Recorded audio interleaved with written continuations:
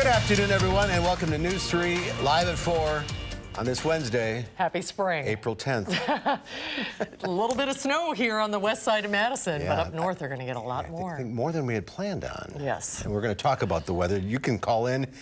We have some brave souls. The meteorologist is going to come out and take your calls later on. We'll tell you when to call in. That's right. Dave and Dana will both be here. We're also going to be taking your questions live on Facebook in just a little while, and maybe you can share what the view looks like from your door in just a little while. Yeah, and besides the snow, here's what's making news on this Wednesday. 2 races from last week's election were finalized today, including a wayward ballot in a close McFarland race. Rose Schmidt will have more on that. The Attorney General suggests that there was spying during the last presidential campaign, while the president says the investigation was an attempted coup. And drama on the West Coast as Magic Johnson abruptly quits as president of operations for the LA Lakers. Let's take a look outside. And Do we have to?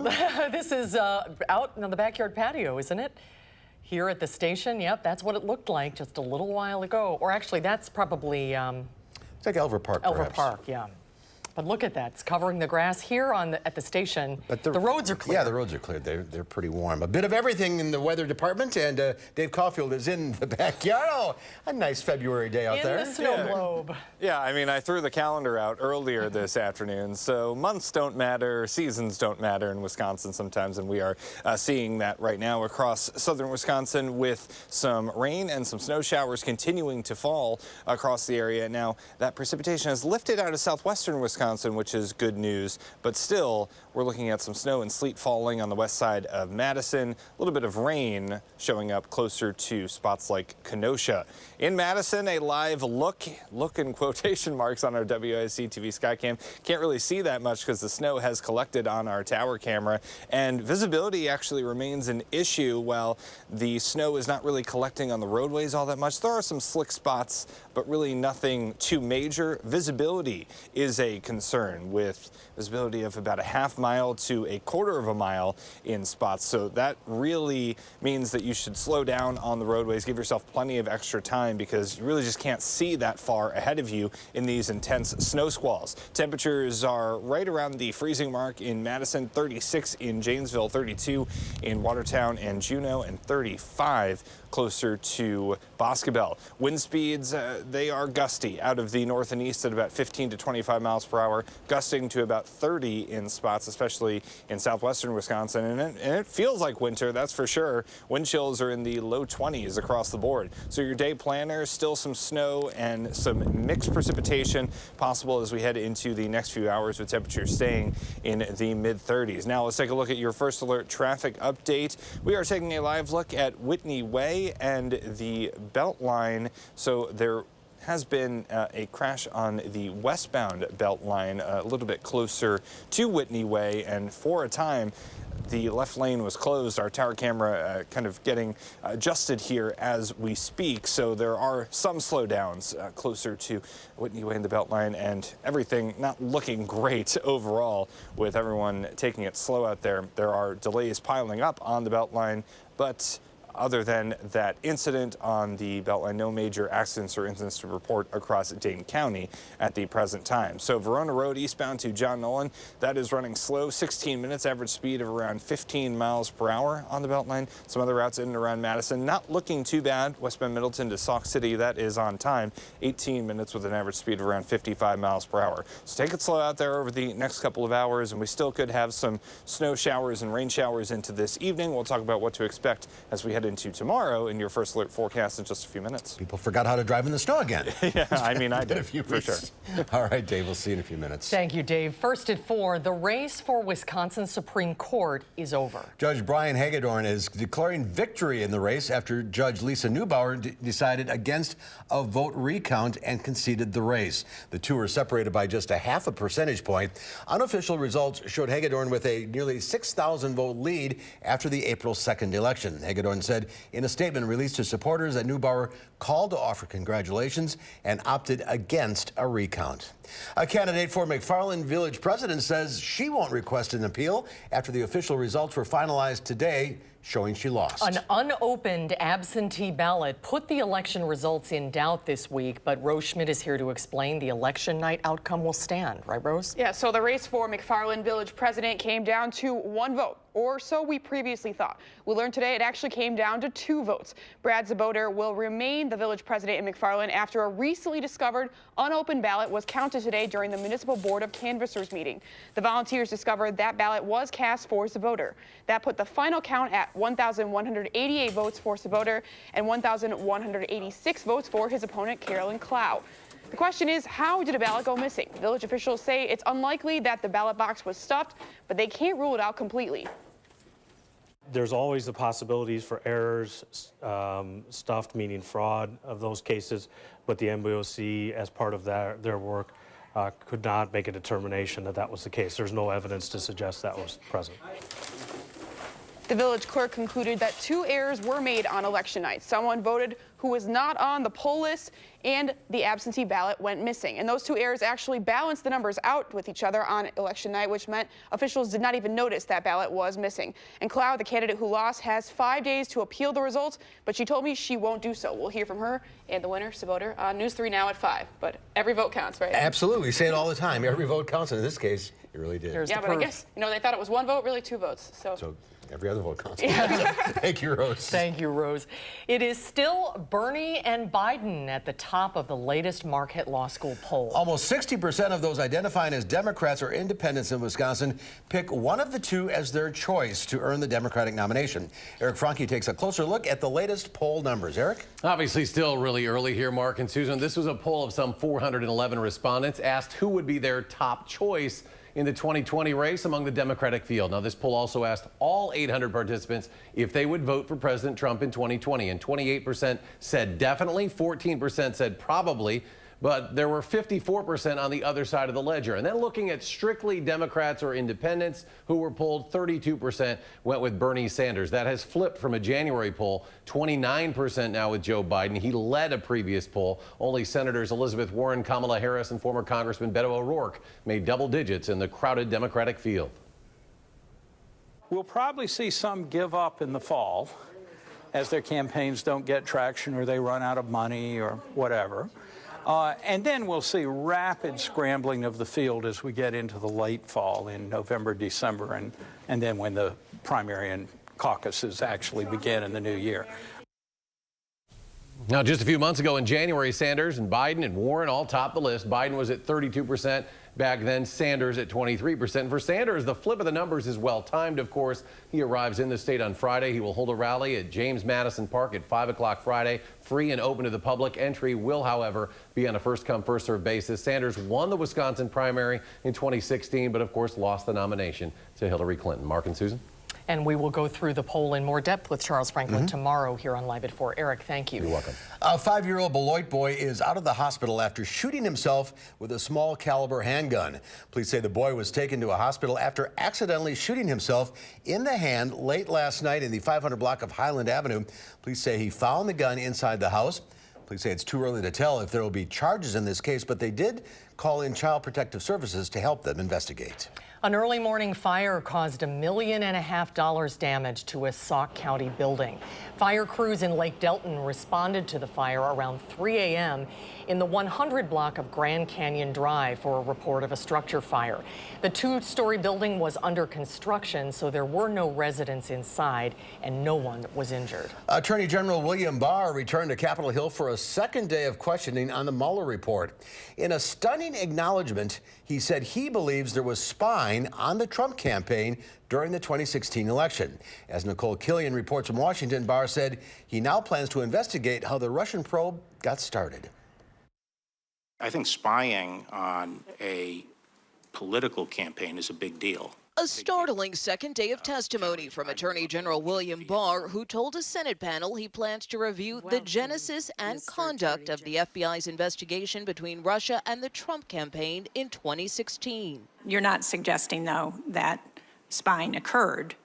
I guess you could, I think there's spying did occur. But when pressed for evidence, what is the basis for reaching that conclusion? I'm not going to discuss the basis. Barr appeared to walk his comments back. I think the word spying could cause everybody in the cable news ecosystem to freak out. I'm not sure of all the connotations of that word that you're referring to, but, unauthorized surveillance.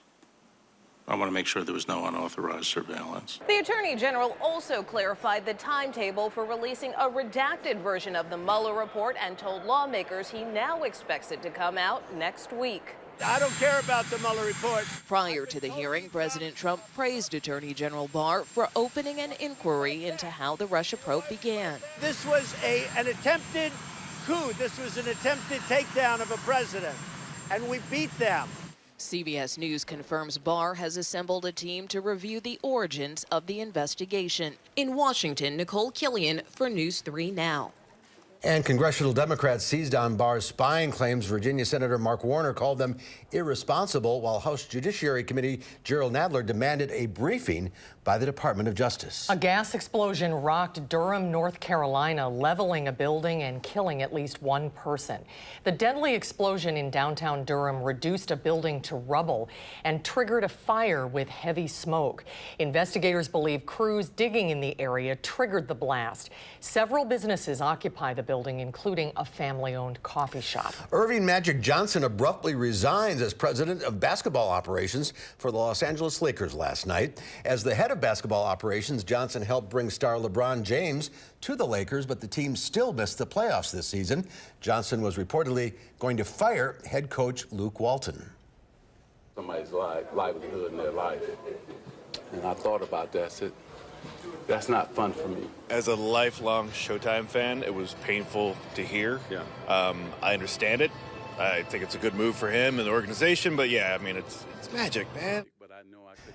Johnson won 5 NBA titles and 3 MVP awards as a player with the Lakers.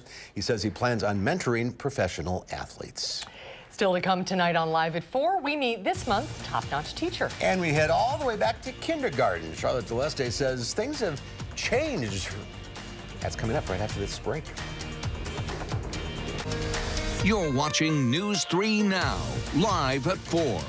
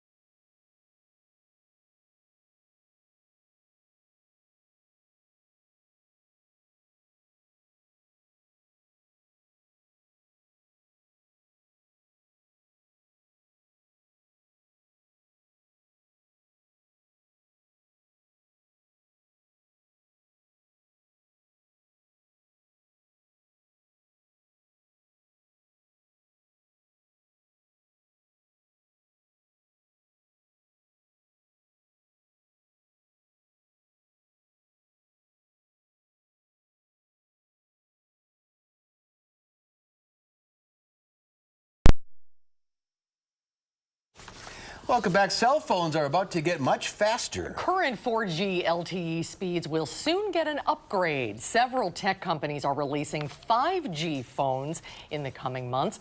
Motorola teamed up with Verizon to have it first. 5G can provide speeds 10 times faster than the current 4G, allowing for photos and videos to download in just seconds. The signal is carried on new, smaller towers that can fit on a light pole. CNET's Jessica Dolcourt tried it out. 5G worked in speed tests, but dropped out when she downloaded an app or video. I knew that it wasn't going to be completely smooth sailing because it never is when you have new technology. Right now, 5G is only available in sections of Chicago and Minneapolis, but there are plans to be in 30 cities by the end of the year. Stocks closed higher on Wall Street. The Dow Industrials added 6.5 points, closing at 26,157. The Nasdaq managed an almost 55-point gain, and the S&P 500 closed at its highest point of the year, gaining 10. Well, do you remember what it was like to be in kindergarten? A lot has changed since then. Charlotte DeLeste is here with this month's top-notch teacher. Everything you need to know you learn in kindergarten, right? You certainly do, and then some nowadays. Our friend and photojournalist Kathy King and I spent a good part of the day at Monticello Public Schools, and we met a teacher whose goal is simple: grow good humans. Dog McStuffins. Curious George. They have to learn how to read, to write, to do math. But most importantly, for me as a teacher, I want them to be great people. I think that sometimes that gets forgotten. What Jess Goebel has never forgotten in her 9 years of teaching is to have fun. After all, this is kindergarten. I get to be wacky and I get to be silly.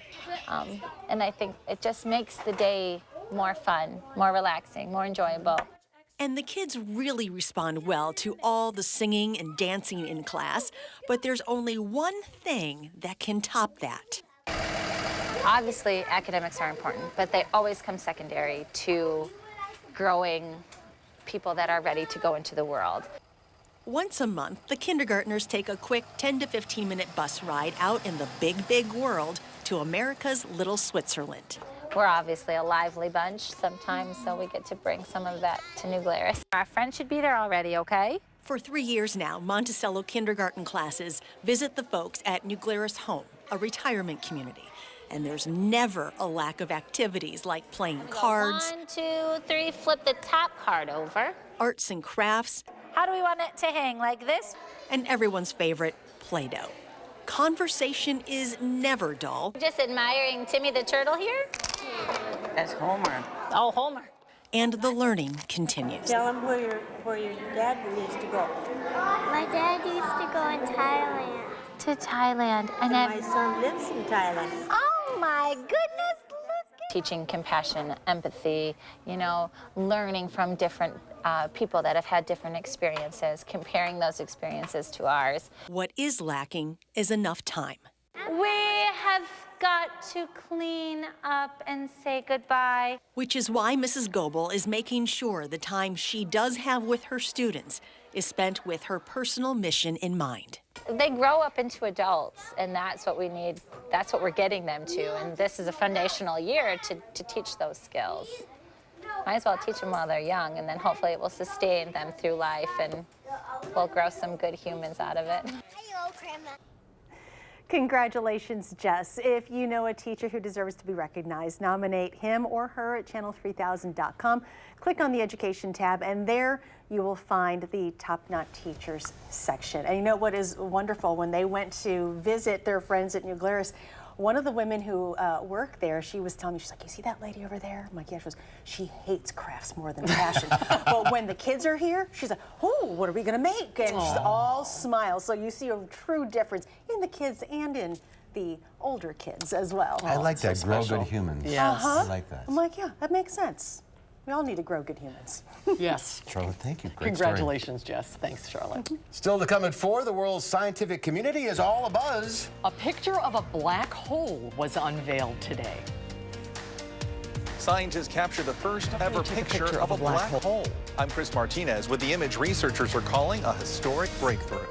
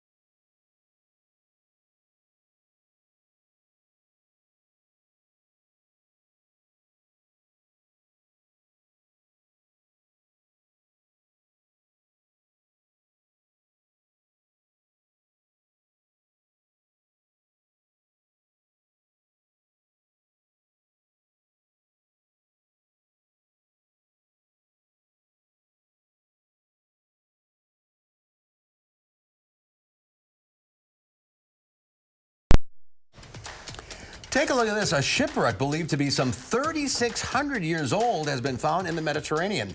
If verified, it could be the oldest shipwreck in the world. The 46-foot shipwreck was discovered by a Turkish underwater research team. It's believed to have been a merchant ship from the 1600 BC that may have sunk after hitting a storm while en route to Crete or the Aegean Sea. Oh, that's 1600 very cool. BC. That's incredible. The ships on the sea? That's pretty awesome. It is awesome. God, in this weather, would be going down. Yeah, I think so. With the snow that was pretty intense earlier today, that is calmed down a bit, which is nice, but still some rain and snow showers possible. That's a nice shot. Yeah, exactly. Take in that view. Magical. We'll talk about what to expect for tonight and some thunderstorms on the way for tomorrow in your first look forecast in just a few minutes.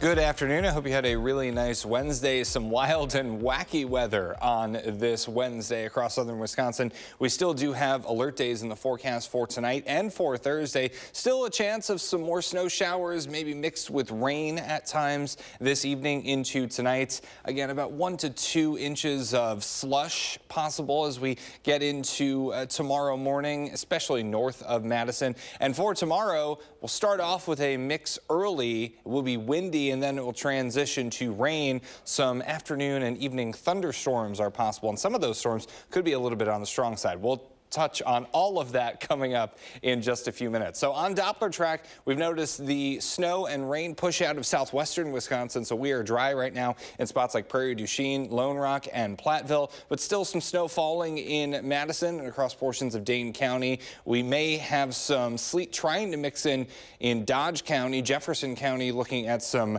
light to moderate snow right now as well, as this line continues to push further to the north and east. We'll still have a chance of seeing some additional shower and snow shower activity as we get into later this evening. So take it easy if it is snowing, because while the roads may not be all that slippery where you are, when we are getting that snow, it is obscuring visibility a lot across the area. So it's tough to see really far in front of you. So give yourself extra time, take it slow out there. Also, we do have a chance of seeing some stronger thunderstorms on Thursday and marginal risk of severe weather in effect for tomorrow from the Storm Prediction Center across southern Wisconsin. So as a result, this is important. This just came out about an hour or two ago. The statewide tornado watch and tornado drill is now on Friday. It was moved from Thursday because of the threat of some severe weather. It is now on Friday, April 12th. So we will start on April 12th for Friday, 1 p.m. the test tornado watch, then the test tornado warning coming out at 1:45.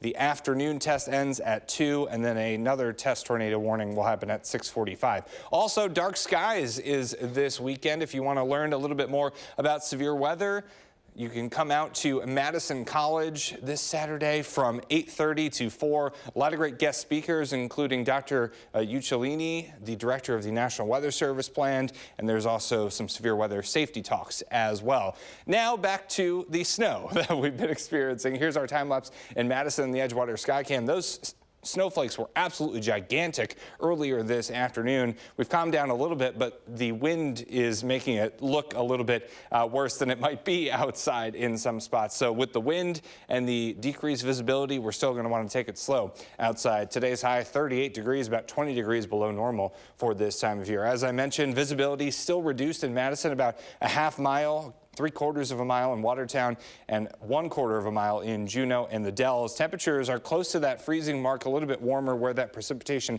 has ended across southwestern Wisconsin. And that wind is gusty, about 25 to 35 miles per hour across the area. And that wind only gets gustier as we head into tonight and tomorrow. Again, maybe an inch of accumulation, mainly on grassy surfaces with the snow tonight, tomorrow, isolated thunderstorms, and windy with temperatures in the 40s. So on future track, we notice the precipitation lift a little bit farther to the north and east, but still we do have a chance of seeing some rain, snow, and sleet as we head into tonight and tomorrow. Thunderstorms, some of them could be on the strong side, will come through tomorrow afternoon and possibly even into tomorrow evening. Downpours possible at times. So a lot to continue to look out for. As we head into Friday, though, I do think we will start to calm down. We talked a little bit about accumulations of snow, generally about an inch on grassy surfaces, maybe some slush on the roadways as well, so just take it easy out there on the roads. Precipitation-wise, we could be looking at about an inch of rain total over the next couple of days, so we'll have to watch area rivers. Then we go to the wind gusts, about 35 to 40 miles per hour over the next couple of days, possible at times. So it's what threat do you kind of focus on first as we head into the next couple of days? Quick look at your 10-day forecast. Temperatures will be in the 40s this weekend. Saturday is looking pretty calm with sunshine and highs in the upper 40s. We're in the 50s by Monday after a couple of shower chances on Sunday and plenty more April rain showers possible as we head into next week. Unsettled. Unsettled, that's a great word. And I am too. Yes. Thank you, Dave. Thanks, Dave. It is a milestone in an infinite universe. Today, an international team of scientists showed off the first photo ever taken of a black hole in a galaxy far, far away. Chris Martinez has more. Here it is. Scientists revealed the first ever real picture of a black hole in Washington, D.C. Wednesday morning. We have seen what we thought was unseeable. A black hole is an area of space so deep and dense that nothing, not even light, can escape its gravitational pull. Black holes are major disruptors of the cosmic order on the largest scales in the universe. Researchers discovered this black hole at the center of a galaxy called M87, approximately 55 million light years away from Earth. Its mass is about 6.5 billion times that of our sun. Scientists work for more than a decade, linking telescopes around the world to capture the image. Science fiction has become science fact. Here we go. Until now, mysterious black holes only appeared in the movies and artist animations. But it was Albert Einstein who first imagined their existence more than a century ago with his theory of relativity. I did not think I would be seeing an image of an event horizon in my lifetime. Astrophysicist Daniel Stern of NASA's Jet Propulsion Laboratory has been studying black holes for decades. He says this photo opens the door to new discoveries. Galaxy growth and black hole growth, which comes first? We're finding these really big black holes early on in the universe. How does that work? And exploration that could include learning more about the black hole at the center of our universe, the Milky Way. Chris Martinez, CBS News, Los Angeles. That's almost more than your brain can my head process. hurts. It gives you a headache. Scientists photographed the black hole over a series of days when there was perfect weather all across the world. So literally, the stars had to align. Unbelievable. It is unbelievable. Yeah. Well, there's more to come at 4. What do you feed your pets? More and more people are turning to raw food. We'll look at the pros and the cons, and a southern Wisconsin company has a big role in this trend. We'll explain that when Live at 4 continues.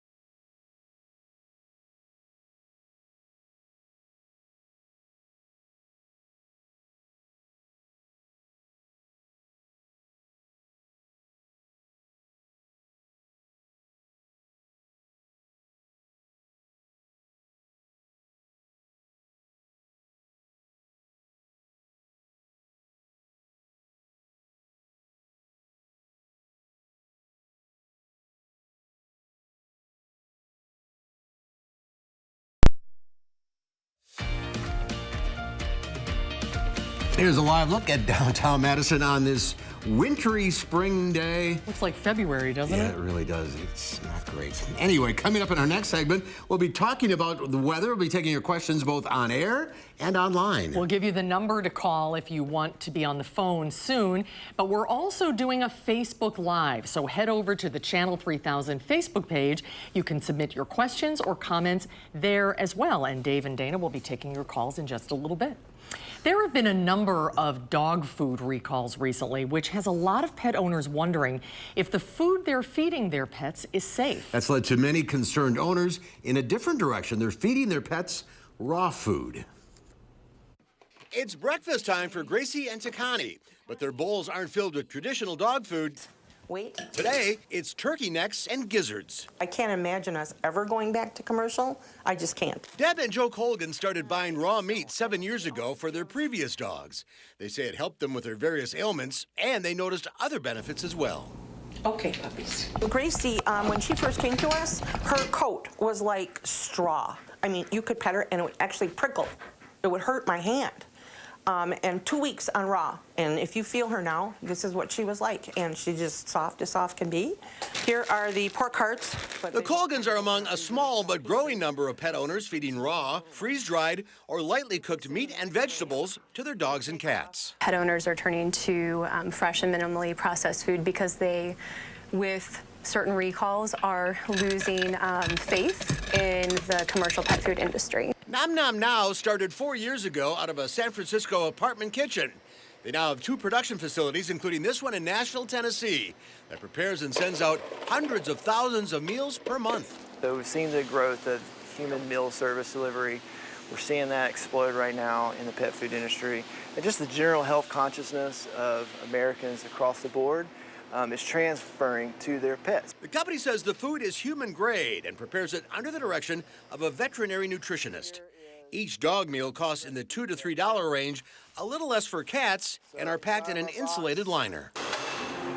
Glenn's Market and Catering in Watertown, Wisconsin started selling beef, chicken, pork, lamb, and turkey meat for dogs 6 years ago. We sold about $50,000 in dog food the first year, and then since then it's more or less doubled every year since then. Vet and nutrition expert Dr. Lindsay Bolin says one of the most important things to consider is whether the food is providing a complete and balanced diet. In the long term, nutrient deficiencies and toxicities can be lethal to our patients and our pets. She also warns against raw meat. According to the U.S. Food and Drug Administration, raw food can be dangerous for pets and handlers due to possible disease-causing bacteria. But Deb Colgan says they haven't had any issues. She does add supplements under a vet's supervision. It's just very much of a relief that they are so healthy. And, you know, we do believe it's because of how they eat. Owners wanting ingredients they can recognize. A pet food trend tailing a human one. A lot of discussion about this. Very interesting idea. Have you ever considered it for your dogs? They are. They eat raw food. Really? Mm-hmm. Freeze-dried. Well, and they're in great shape, so that's a good endorsement. Yeah, it's talk to very your vet. interesting. Talk to your vet. Yeah. Next, meteorologists Dana Fulton and Dave Caulfield are answering your questions about what the heck's happening outside. We'll be taking your weather questions. If you have a question, call now. The number is 270-9933, or if you're on your computer, head over to the Channel 3000 Facebook page and take part in our discussion there as well. That's coming up next.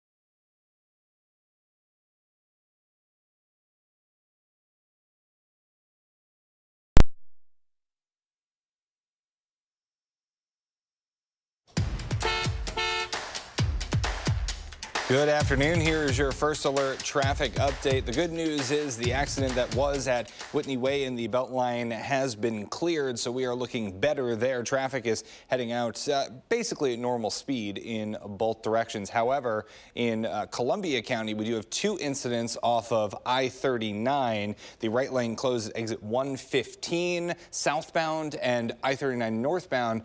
That road is closed from exit 108 to exit 85 Cascade Mountain Road. So that's something to keep in mind. Closer to home for Dane County and the Beltline, we still are looking at those slow speeds in both directions, right in the midsection there. The weather is improving, but still give yourself some extra time and be prepared to take it slow out there. Westbound John Nolan to Verona Road running slow at 12 minutes with an average speed of around 21 miles per hour. And University Ave eastbound to the interstate, that'll cost you 36 minutes right now with an average speed of around 25 miles per hour. And that is your first alert traffic update.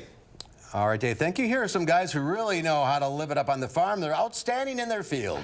This is the Duncan Devil squad of Slovenia pulling off some sweet moves on this moving trampoline. 2 members of the squad stand on the trampoline on this homemade flight simulator. They provide a little extra bounce to the would-be Superman. That looks like fun. That does look like fun. Not in this weather, though. No. All Inside right. activities. We're taking your calls at 270-9933. Dana and Dave are both here. And we're also live on Facebook. You can ask questions there. You can.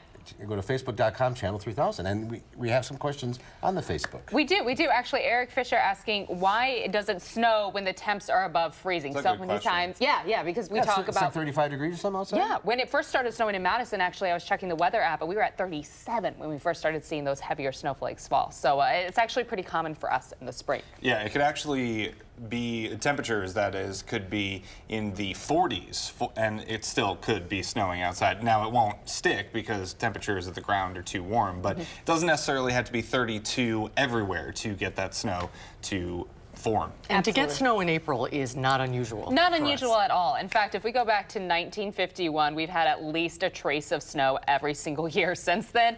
It's very common. And we were talking earlier, we average just about 2.5 inches of snow every April. So last year was an anomaly. We're not expecting that again, but this is not uncommon at all. 1973, there was an article in the paper, 12.9 inches. The record year for us in April, and we are going to leave that record in the past. What else we got here? So we did have a few other questions asking about summer. So we always seem to get these long-range forecast kind of questions. And our job, similar to your March Madness bracket, probably doesn't do good when you're stretching well out into the future. But it does look like now the general trend is that we might be just slightly below average, I believe we were just talking. The trend is that we might likely stay just a little below average looking into summer. Okay. Yeah, there aren't strong signals right now from our climate models. However, we can tell you as we get to the end of April, we should warm up nicely, similar to last year. Okay. So that's How accurate are those long-term forecasts? I mean, just like all other weather forecasts, there is some error sometimes, but they're getting better day by day and month by month. Actually, the forecasts, I think, are remarkably accurate today. The They amount of really are. technology that we have sitting in our computer desks, it's crazy. The amount of technology you have in your phone hand is more than what they used to have with radar decades ago. So we're really lucky right now with what we do have, and it makes our forecasts much better for you. All right, we have a caller, Diane in Madison. She's on the line. Go ahead, Diane. Yeah, hi. Thank you guys for being online to help us out. Sure. I'm just trying to find out, so you think that we're going to get more than just what we're getting right now? Because it seems like it's not really sticking too much. And is it going to be more inches than what they suspected it to be? Because I know Minnesota got quite a few. So and your radar, is that snow coming this way? Is it heading this way? I mean, full force? Or are we just, put sand down? We got plenty of sand still left. So should we continue to just keep putting sand down? So the good news, Diane, our forecast so far today has actually been very on track with what we've been forecasting for the last few days. It's called verifying when it happens the way we were planning for it to happen. Starting at the right time, kind of seeing the right amount of accumulation. The heavier snow we saw earlier this afternoon really didn't stick because the ground was so warm. It's likely going to keep snowing for areas north of Madison for a little longer. It kind of depends on where you may be at, Diane, how much accumulation you may see. I know I was just on the phone with some folks in Janesville, and they were already seeing the snow wrap up. We might get a little more tonight and might might mix a little more, but we're really not going to see much more accumulating snow. Yeah, and if we do see any more accumulation, it will most likely be on those grassy surfaces like we've been seeing for much. Because the roads are warm. It's been 70 degrees. It's been 70 degrees. The roads are warm.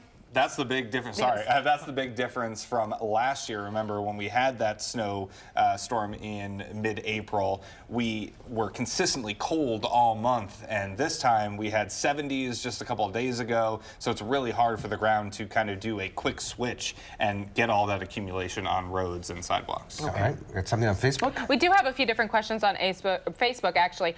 A few people asking about the climate change, if this plays into it at all, and of course we could get on soapbox about global warming and climate change.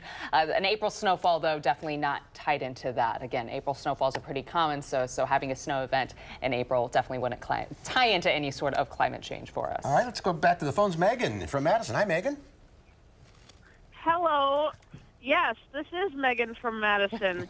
Go I ahead. was wondering also about the April snow. First off, I know you said it was uncommon, but I mean, I've been.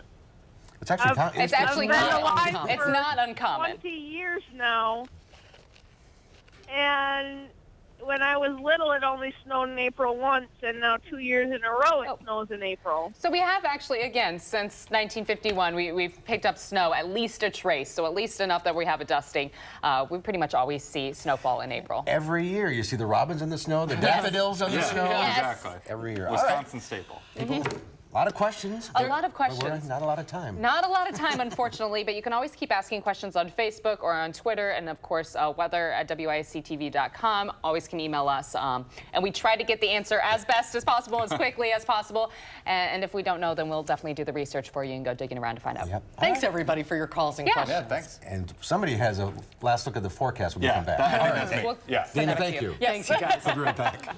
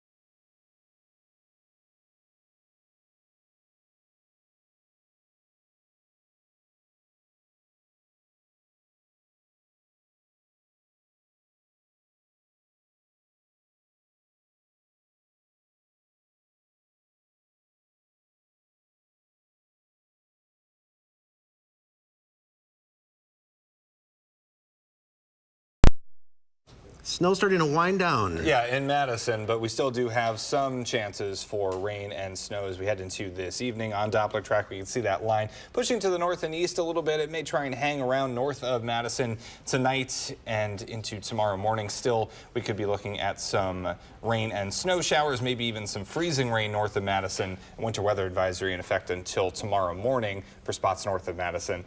and about another inch of slushy accumulation not out of the question for some of us, especially to the north. Temperatures in the mid-30s tonight. And maybe thunderstorms tomorrow. Yeah, exactly. The rain, that'll do it with the snow. That'll be the end of the snow then. Right? Yeah, I think so. All right, Dave, thank you. Thanks, Dave. Tomorrow here on Live at 4, we'll find out what's happening in the 608 this weekend. And the director of the Marquette Law School poll, Charles Franklin, will be here. He'll break down the numbers on his latest poll. That's tomorrow on Live at 4.